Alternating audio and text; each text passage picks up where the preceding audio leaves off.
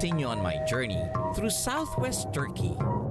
We reached the Lycus River Valley, where there once stood sister cities, Laodicea and Hierapolis, both flourishing at the same time, rivaling each other in business and politics.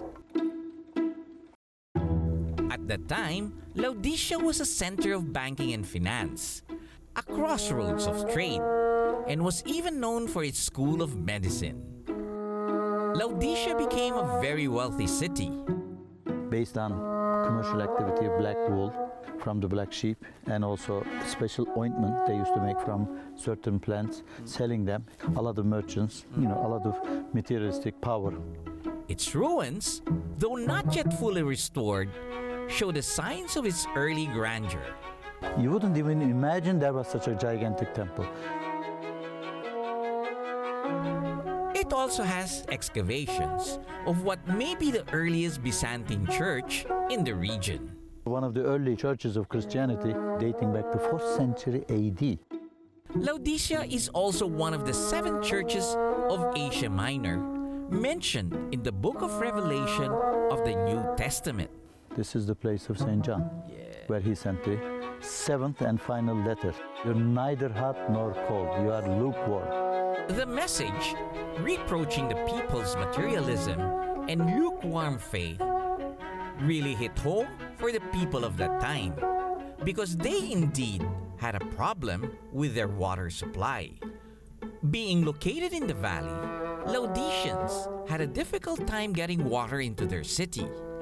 There's a very beautiful, relevant water distribution system, having the hot water from Pamukkale or Hierapolis and cold water from the mountains there, making it lukewarm. So they had to be content with water that is neither refreshing nor healing. On the other side of the valley was the city of Hierapolis, now a World Heritage Site. Built on a plateau above the Lycus River Valley, even in ancient times, it has been widely known as a place of cure.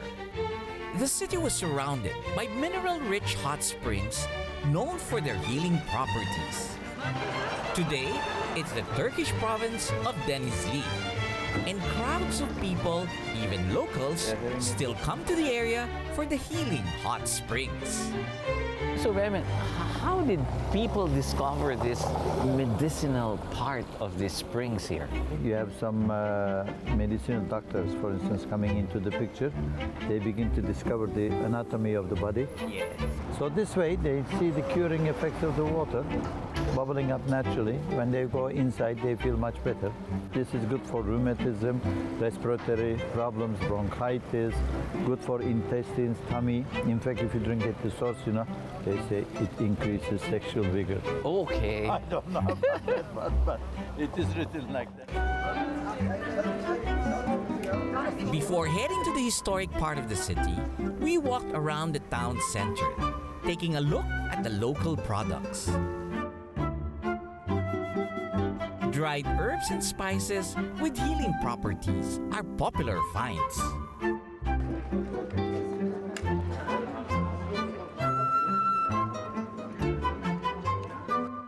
This region of Turkey enjoys a temperate climate, making it favorable for some traditional ice cream or a fresh cup of tea.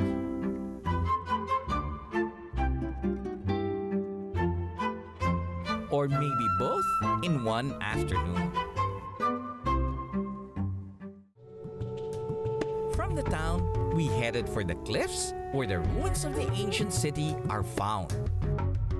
Outside the city walls are a vast necropolis, an ancient cemetery with tombs and sarcophagi dating from different points in history. Most of them have epitaphs, their names, their jobs, their profession, and sometimes very strong statements. Don't disturb my peace.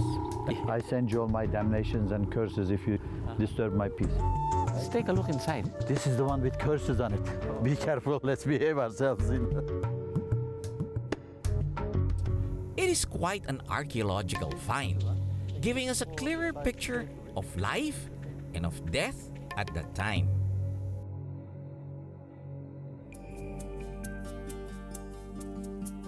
Another important archaeological discovery in this area is the Martyrium of Saint Philip, one of the 12 apostles.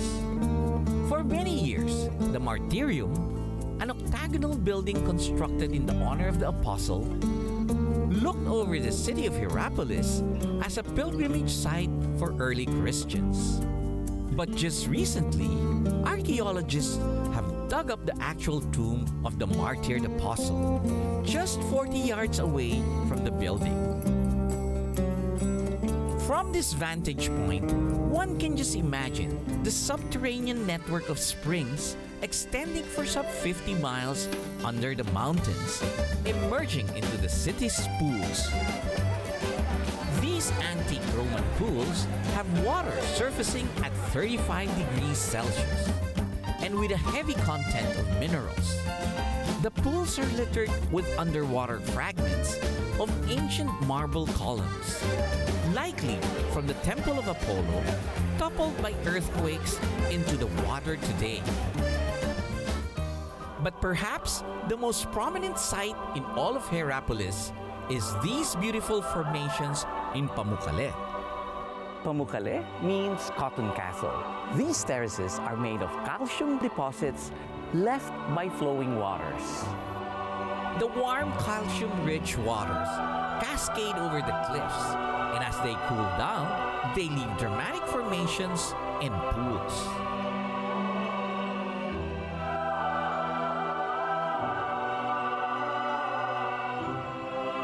It is a beautiful sight, like seeing waterfalls frozen over time, catching the colors of the setting sun.